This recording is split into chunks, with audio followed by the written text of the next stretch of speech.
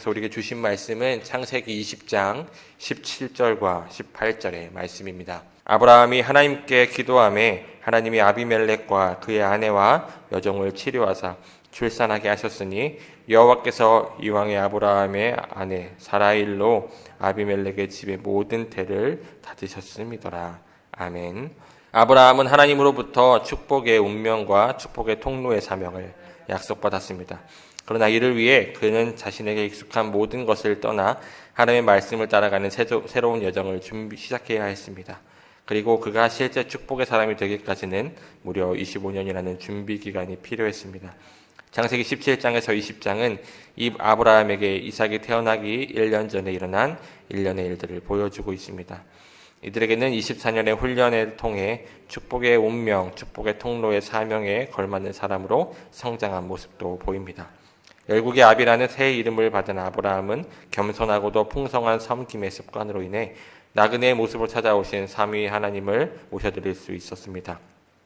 말씀 앞에서 두려워 떨 줄 아는 믿음으로 이삭의 약속을 받아들일 수 있는 사람이 되었습니다. 그녀는 자기 생각과 상식으로 말씀 앞에서 웃는 사람이었지만 그것이 하나님의 말씀이 분명함을 알 땐 즉시 태도를 바꾸어 경외함으로 전율할 줄 아는 믿음의 사람이 된 것입니다.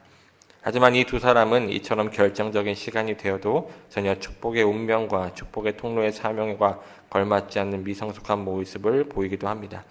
아브라함은 아내를 누이라고 속이고 사라도 여기에 수긍하다가 블레셋 왕 아비멜렉과 결혼식을 올리는 일이 생긴 것입니다.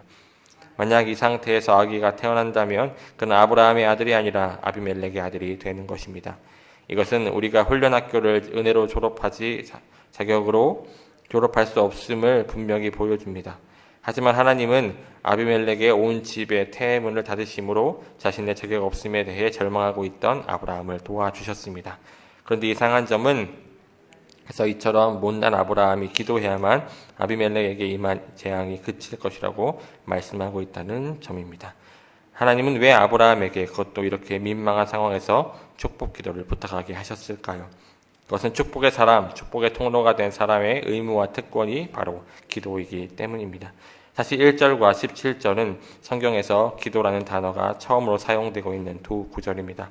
도대체 기도가 무엇이길래 기도 축복의 통로와 의무와 특권으로 사용하실까요? 대부분의 신자들이 기도에 대해서 가지고 있는 근본적인 의문은 하나님은 우리가 기도하지 않아도 다 아시고 우리의 도움 없이도 다 이루시는데 왜 우리가 기도해야 하는가입니다. 그런데 이 질문에 대한 답변은 기도라고 번역된 단어의 의미 속에 이미 들어 있습니다. 기도, 파라란 화해시키다, 중재하다, 탄원하다라는 뜻으로서 이 파라는 삼위 하나님의 존재 방식입니다. 그 성령께서 우리를 위해 탄원하시면 예수님께서 중재하시고 하나님의 뜻을 돌이키사 화해하시며 반대로 하나님께서 사랑의 계획을 정하시면 예수님은 은혜로 그것이 이루어지게 하시고 교통하심으로 그것이 우리에게 적용되게 하시는 것입니다. 바로 이 하나님의 대화와 동역이 바로 기도입니다. 그렇다면 하나님께서 이와 같은 기도를 부탁하신 것은 우리로 하여금 영광스럽게도 삼위의 대화와 동역에 참여시켜 주시기 위한 원하신다는 뜻입니다. 하나님은 축복의 운명, 축복의 통로의 사명을 받은 우리의 기도 없이는 혼자서 일하지 않기로 결정하신 것입니다. 또한 이것은 우리의 영적 상태가 좋을 뿐 아니라 나쁠 때도 이미 정해진 결정사항입니다. 그러므로 기도의 내용이나 자세나 시간보다 더 중요한 것은 은혜로 주어진 자신의 사명에 대해 자각하고 부끄럽고도 감사한 마음으로 실제 기도하는 것입니다. 우리의 음성과 간구를 듣기 좋아하시는 하나님 앞에서 축복의 통로로 부름받은 우리가 내려야 할 가장 중요한 결단은 그의 귀를 내게 기울이셨으므로 내가 평생에 기도하리로다 뿐입니다. 아멘. 할렐루야. 오늘도 수요 예배에 나오신 여러분들 환영하며 축복합니다. 오늘은 아브라함에 대한 이야기입니다. 아브라함은 우리가 너무나도 잘 알고 있는 그런 인물입니다. 믿음의 조상이며 또한 하나님께로부터 축복의 운명과 축복의 통로의 사명을 약속받은 자로 알고 있습니다. 창세기 12장에서 하나님은 아브라함을 부르셨습니다. 아브라함의 시대는 시족 사회였습니다. 한 지역에서 친척들이 모여 사는 그런 사회입니다.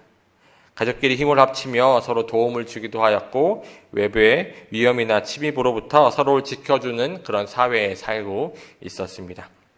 게다가 아브라함의 아버지는 우상을 제작하는 자로 그 시대에는 굉장히 많은 부와 명예를 가지고 있는 그런 사람이었습니다. 그런 그에게 하나님은 자기가 가지고 있던 삶, 자기가 누리고 있던 삶, 그 모든 것을 떠나 새로운 여정, 이전과는 전혀 새로운 삶을 살게끔 하셨습니다. 그러나 하나님이 아브라함에게 말씀하셨던 그 일이 당장에 일어난 것은 아니었습니다. 12장 1절에 나오는 내가 내게 보여줄 땅이라는 것은 목적지를 정해진 떠남이 아니었던 것입니다. 목적지가 정해져서 그곳을 향해 떠난 것이 아니라 내가 내게 보여줄 땅, 언제 도착할지도 모르고 그곳이 어디인지도 모르는 무작정 떠나고 흘러가는 여정이었던 것입니다. 또한 2절에 내가 너로 큰 민족을 이루고 내게 복을 주시겠다는 말씀 역시 지금 당장 아기가 없이 75살이나 된 아브라함에게는 기약 없는 기다림이거나 이루어지지 못할 그런 소망이 될 수도 있었습니다. 그리고 실제로 2절에 축복이 이루어지며 아들인 이삭이 태어나기까지는 무려 25년이라는 시간이 흘러야만 했습니다. 그리고 창세기 21장에 하나님의 약속이 성취되며 이삭이 출생하기 전인 그 12장에서부터 20장의 시간 동안 25년의 기간 동안 아브라함은 하나님 앞에 어떤 모습을 보였는지 한번 살펴보기를 원합니다. 첫 번째 질문입니다. 축복의 운명과 축복의 통로의 사명을 받은 아브라함과 사라가 약속의 성취가 임박했을 때 보인 성장의 모습과 미성숙한 모습은 각각 무엇입니까? 아브라함과 사라는 축복의 운명과 축복의 통로의 사명을 받고 하나님의 길을 가는 사람이었지만 완벽한 사람은 아니었습니다. 그들은 본래 우상을 섬기는 집에 살았으며 그들의 삶은 세상 사람들과 별반 다를 바 없는 그런 모습이었을 것입니다. 그런 그들이 하나님의 말씀에 따라 하나님의 길을 따라 살아갔고 또한 하나님의 언약의 말씀을 듣고 하나님의 말씀을 의지하며 그들은 성장하는 모습을 또한 변화하는 모습을 보여주었습니다. 첫째로 하나님의 언약을 받았습니다. 15장에서는 하나님께서 아브라함과 언약을 맺으시며 또한 그의 믿음을 기뻐하셨음을 볼 수 있습니다. 그들로 하여금 믿음이 성장하게 하셨습니다. 또한 그들로 할례를 행하도록 하셨습니다. 그 할례를 통하여 그들이 하나님 앞에 구별된 자로 살아가게 하셨습니다. 하나님과 우리 사이에 남긴 언약의 표시를 주신 것입니다. 창세기 18장에서는 나그네의 모습으로 찾아오신 하나님을 영접하게 하셨습니다.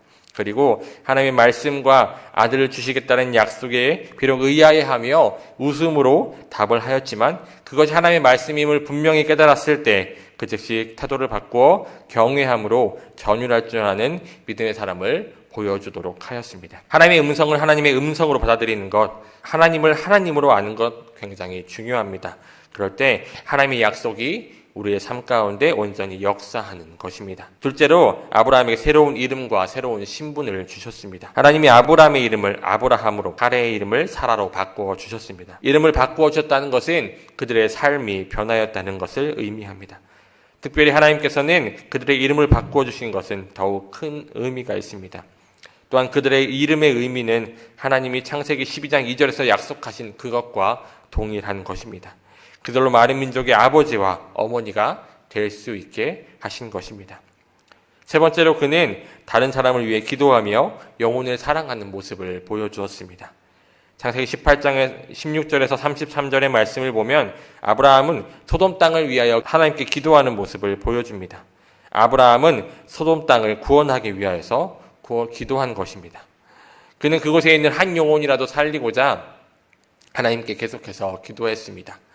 그곳에 있는 의인 50을 위해, 아니 45명, 40명, 30명, 20명, 10명, 또한 혹시나 있을 하나님을 믿는 그 영혼을 구원하기 위해 그는 소돔 땅을 돌아다니며 의인을 찾아다니며 하나님께 기도했습니다. 그는 자신만을 위해, 자기 가족만을 위해 살아간 것이 아니라 영혼을 위해 기도하며 영혼을 구원하기 위해 힘쓰는 성숙된 신앙의 모습을 보여주었습니다. 하지만 아브라함이 이처럼 온전히 성숙한 모습만 보여준 것은 아닙니다. 그 역시 미성숙한 모습을 많이 보여준 것을 볼 수 있습니다. 창세기 16장에서는 아브라함은 하갈을 통해 이스마엘을 낳았습니다. 이는 하나님의 언약을 온전히 믿지 못한 결과입니다. 하나님은 분명 12장에 그에게 자손 대대의 복을 주시겠다 약속하셨고 15장에 다시 한번 언약의 약속을 주셨습니다. 그러나 아브라함은 약속의 시간이 다가오지 않자 하나님의 방법이 아닌 자신의 생각과 자신의 방법을 동원하여 하갈을 통해 아들을 낳은 것입니다. 또한 창세기 12장 10절에서 20절과 또한 오늘 10장에서는 아브라함과 사라가 각각 애굽과 그랄 땅으로 내려가는 것을 볼 수 있습니다. 그리고 애굽과 그랄 땅에서 자신의 아내 사라를 누이라고 거짓말하며 자니 사라를 왕에게 바치는 것을 볼 수 있습니다. 비록 그가 그 상황을 면하기 위하여서 또한 위험에서 벗어나기 위하여서 내린 하나의 지혜나 재치라고 볼 수 있을 수 있지만 그것은 하나님의 축복의 대를 끊을 수 있는 아주 위험한 행동이었습니다. 한 번의 선택으로 인해 하나님께서 그에게 약속하신 축복이 끊일 수 있는 상황에 놓이게 된 것입니다. 하지만 하나님은 그때 아비멜렉의 온 집의 태의문을 닫으심으로 아브라함을 도와주셨습니다. 그런데 이상한 점은 아브라함의 기도를 통해서만 그 아비멜렉에게 임한 재앙이 그칠 것이라고 말씀하고 있다는 것입니다. 하나님은 왜 아브라함에게 그것도 이렇게 민망한 상황에서 축복 기도를 부탁하게 하신 것일까요? 두 번째 질문입니다. 하나님께서 축복의 사람과 축복의 기도가 축복의 통로가 된 사람에게 기도를 부탁하신 이유는 무엇입니까? 그것은 축복의 사람, 축복의 통로가 된 사람의 의무와 특권이 바로 기도이기 때문입니다. 창세기 20장 7절과 17절은 성경에서 기도라는 단어가 처음으로 사용되고 있는 구절입니다. 도대체 기도가 무엇이기에 기도가 축복의 통로와 통로의 의무와 특권으로 사용한 것일까요? 우리가 기도할 때 겪게 되는 난제 중 하나가 왜 하나님은 우리가 기도하지 않아도 우리가 모든 것을 다 아시고 모든 것을 이루어 가시고 모든 것을 다 주실 것이라고 하셨는데 왜 꼭 기도를 해야만 하는가입니다. 사실 하나님은 우리의 기도 없이도 세상의 모든 것을 통치하시고 하나님의 섭리 가운데 그 모든 것을 다 이루어 가실 수 있는 분이심은 분명한 사실입니다. 그러나 하나님은 기도를 통해 우리와 하나님 사이의 관계를 분명하게 이루어 가시는 것입니다. 그렇다면 기도는 무엇입니까? 우리는 기도를 하나님과의 대화, 영혼의 호흡, 하나님의 능력을 우리에게로 끌어들이는 통로라고 표현합니다. 기도는 하나님과 우리 사이에 우리 자신의 관계를 유지하는 하나님의 자녀들에게만 가진 특권입니다. 기도라는 단어의 팔알은 기도하다, 간섭하다, 화해하다, 중재하다 등의 뜻을 가진 단어입니다. 이는 하나님께서 우리에게 임재하시며 또 행동하시는 방식이라고도 볼 수 있습니다. 즉 기도는 내가 하나님께 나아가기 위한 방법이라기보다는 하나님께서 나에게 다가오시기 위한, 하나님께서 내 삶에 역사하시고 하나님께서 나의 삶을 간섭하시기 위한 방법이라고 볼 수도 있습니다. 오늘 본문에서도 하나님께서 아비멜렉의 문제를 풀어주시기 위해 하나님 말씀으로 행하신 것이 아니라 하나님께서 직접 명령하신 것이 아니라 아브라함의 기도를 사용하신 것은 우리로 하여금 하나님의 사역에 우리를 참여시키시기 위함이라는 것입니다. 하나님께서는 축복의 운명, 축복의 통로의 사명을 받은 우리의 기도 없이는 혼자서 일하지 않기로 결정하신 것입니다. 그래서 아브라함이 기도하자 아비멜렉과 그의 아내와 모든 출산의 태를 여셨고 또한 모든 문제를 해결해 주시며 이를 통하여서 하나님이 드러나며 하나님께 영광을 돌리게 하신 것입니다. 그런데 우리는 이런 기도를 잘못 사용할 때가 많습니다. 일반적으로는 기도할 때 주체를 나로 놓기 때문입니다. 하나님의 일을 부르며 하나님의 역사를 구하지만 하나님의 나라와 그의 일을 구하는 것이 아니라 내 뜻과 내 의를 구하기 위한 기도가 먼저이기 때문입니다. 그러나 아브라함과 같이 축복의 운명과 축복의 통로로 부름받은 우리는 기도를 통해 하나님의 역사가 이루어지기를, 또 하나님의 축복이, 하나님의 능력이 나를 통해 흘러가기를 먼저 기도해야 할 것입니다. 하나님은 오늘 본문처럼 우리의 삶 속에서도 기도할 순간들을 만들어 주십니다. 우리로 하여금 먼저 기도를 통해 하나님의 사역에 동참시키시며 동역하게 만드시는 순간들이 있습니다. 우리는 이것을 발견하고 또한 감사함으로 그 의무와 특권을 사용해야 할 것입니다. 이번 주 암송 본문에는 서로 기도하라, 의인의 간구는 역사하는 힘이 크다고 말하고 있습니다. 그렇다면 누구의 역사입니까? 하나님의 역사입니다. 하나님의 일하심입니다. 우리는 그 역사하심을 위해 기도해야만 하는 것입니다. 우리가 어떤 모습이 되었든 영적으로 너무나 충만하고 나의 모든 일이 잘 되는 순간에도, 또한 아브라함처럼 부끄러움과 수치를 당했던 그 순간에도 하나님께서 우리에게 기도하기를 원하시는 그 모든 순간에 우리는 하나님께 기도하며 또한 하나님의 역사에 동참해야만 합니다. 내 삶은 내가 이루어가는 순간이 아니라 하나님의 섭리로 이루어지는 순간이기 때문입니다. 하나님의 섭리 가운데 우리를 통해 일하시고 싶어 하시는 그 하나님의 마음이기 때문입니다. 그러면 우리는 늘 기도에 힘쓰며 하나님의 사역에 동참하시는 여러분들이 되시기를 소망합니다. 말씀을 정리하겠습니다. 하나님은 아브라함을 축복의 통로, 또한 축복의 운명으로 부르셨습니다. 또한 우리도 아브라함과 같이 축복의 통로와 운명으로 하나님의 동역자로 우리를 부르셨습니다. 그러기에 우리는 하나님 앞에 기도함으로 나아가야 합니다. 우리가 하나님 앞에 기도했을 때 하나님의 이름이 거룩히 여김을 받으시며 또한 하나님의 나라가 우리 가운데 임하시며 하나님의 뜻이 우리를 통해 이 땅 가운데 이루어질 것입니다. 또한 우리에게 일용할 양식을 베푸시고 또한 우리 모든 죄를 사하여 주시며 우리가 세상을 살아갈 때 시험에서 이기게 하시며 하나님의 군사로 악한 권세와 싸워 승리케 하실 것입니다.